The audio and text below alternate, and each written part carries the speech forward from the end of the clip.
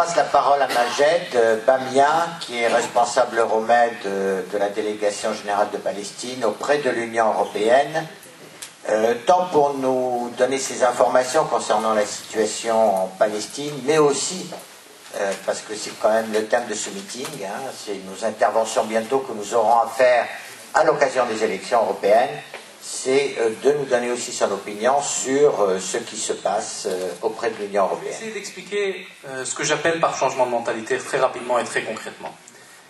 J'étais auprès de quelqu'un de l'ambassade d'Israël il n'y a pas très longtemps à l'ENS à Paris, et il disait le processus de paix a eu quand même des réalisations importantes. La preuve, nous sommes aujourd'hui côte à côte. Et je lui ai répondu, si jamais je rentrais en Palestine, et que je disais aux gens à Gaza, en Cisjordanie, à Jérusalem, à l'intérieur de la Palestine ou dans la diaspora, les réfugiés palestiniens, vous inquiétez pas, le processus de paix a eu des conséquences positives, vous ne les voyez pas. On peut s'asseoir à côté des Israéliens. L'autorité palestinienne a ainsi décidé de reconnaître le statut de la Cour pénale internationale pour pouvoir déposer plainte contre les crimes de guerre qui sont arrivés à Gaza. Ça fait partie d'un changement de mentalité. Nous avons décidé de nous battre diplomatiquement contre le rehaussement des relations avec Israël.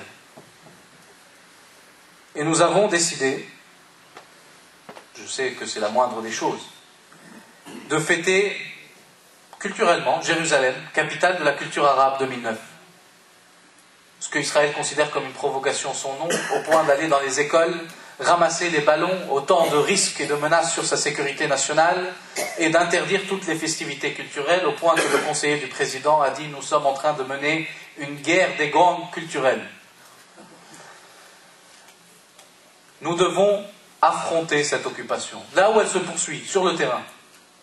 Et nous devons l'affronter partout ailleurs, diplomatiquement, politiquement, médiatiquement, en choisissant le moment, les moyens qui sont à notre disposition. Pas à chaque fois en réagissant, mais en agissant. Nous devons le faire parce que si Israël considère qu'il est normal de négocier et d'occuper, il faut que nous considérions qu'il est normal de négocier et de résister. Nous devons le faire en choisissant nos moyens. Et nous devons avoir ces débats en notre sein sur les formes de résistance. Notre position est claire là-dessus. Nous considérons que l'attaque contre les civils israéliens, pour différentes raisons, y compris politiques, mais aussi d'autres raisons qui sont celles des valeurs, sont non seulement inopportunes, contre-productives, mais aussi qu'elles devraient s'arrêter parce qu'elles brouillent le message quand nous disons il faut protéger nos civils. Comment nous allons garantir la sacro-sainte sécurité d'Israël. 3 pays européens se sont engagés à envoyer des navires pour contrôler l'acheminement des armes vers la bande de Gaza. Les statistiques, les chiffres que nous avons disent qu'il y a eu 1400 morts palestiniens. Qui s'est interrogé sur la sécurité des Palestiniens et comment les protéger? Comment se fait-il qu'à chaque fois qu'Israël invoque l'argument sécuritaire, celui-là semble justifier tout, la violation du droit, la violation des principes les plus élémentaires en termes humanitaires? Qu'est-ce qui peut justifier qu'1,5 million de Palestiniens sont aujourd'hui encore totalement enfermés? Qu'est-ce qui peut expliquer que les feuilles de papier n'arrivent pas à accéder à la bande de Gaza? Qu'on n'arrive pas à reconstruire une seule maison détruite?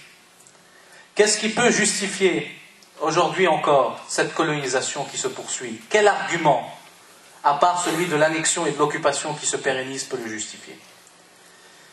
Et donc, les Palestiniens, à un moment comme celui-ci, n'ont qu'une seule option, et ils ont intérêt à la retenir, celle de la réconciliation nationale.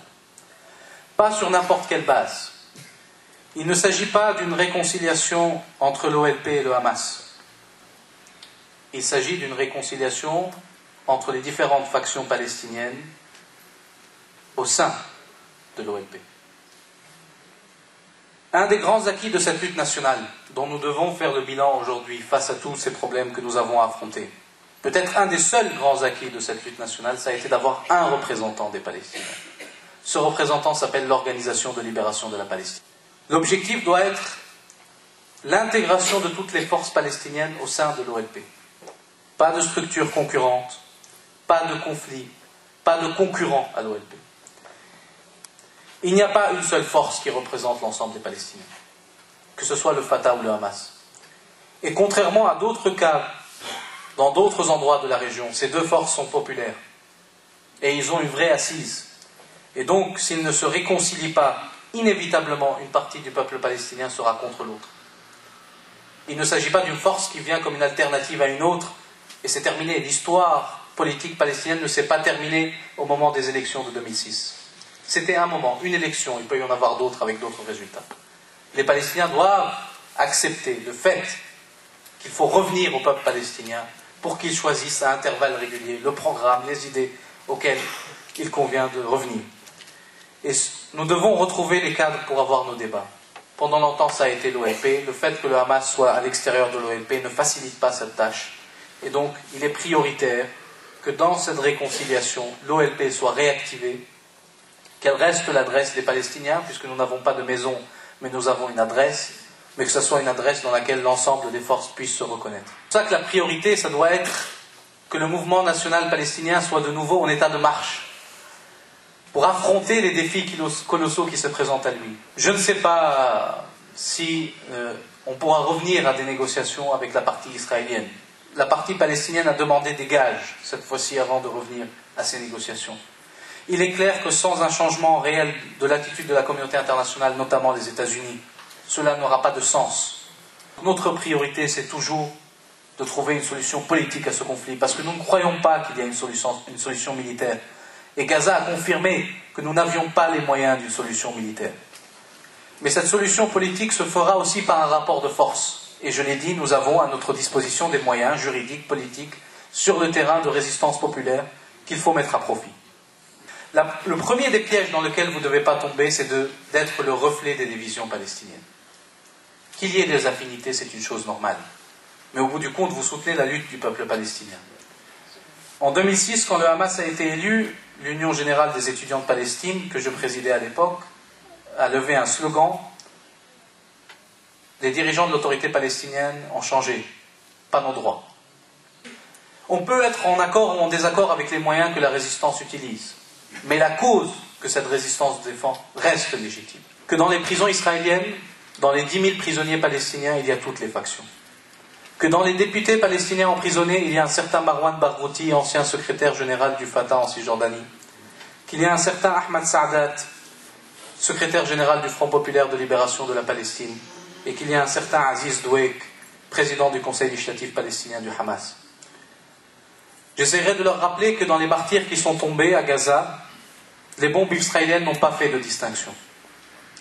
Et j'essaierai de leur rappeler que les résistants sur le terrain, Ahmad Sanakl est mort dans le camp de Balata il y a 2 ans, celui qu'on appelait le Phénix était du Fatah, que nous avons eu des chefs du djihad, du Hamas, du Front populaire qui ont été assassinés. Et donc, que lorsqu'ils veulent aborder la question palestinienne, il est intéressant de l'aborder dans sa complexité. Et que face aux caricatures parfois qu'on entend en Occident, il ne faut pas répondre par des caricatures venues d'Orient. Et le mouvement de solidarité a une responsabilité très lourde, celui de nous soutenir à un moment où nous avons pas mal de difficultés, à nous aider à nous réconcilier, à retrouver les voies d'un cheminement stratégique, à retrouver un discours politique cohérent sur lequel nous puissions nous réunir, à pouvoir débattre en dépit de nos divergences, et non pas à chaque fois se flinguer si on n'est pas d'accord les uns avec les autres. La génération de nos parents et de nos grands-parents se sont battus en comprenant une chose vitale. La Palestine n'est pas simplement une affaire territoriale. C'est une question de principe. Elle reflète une certaine vision du monde. Elle dit un combat pour la justice et le droit. Elle indique le droit d'un peuple à déterminer par lui-même ce qui lui adviendra, son destin.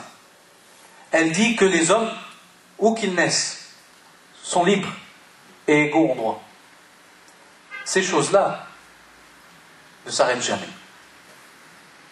Et donc, la Palestine est un combat, comme toujours, qu'il faut continuer à mener.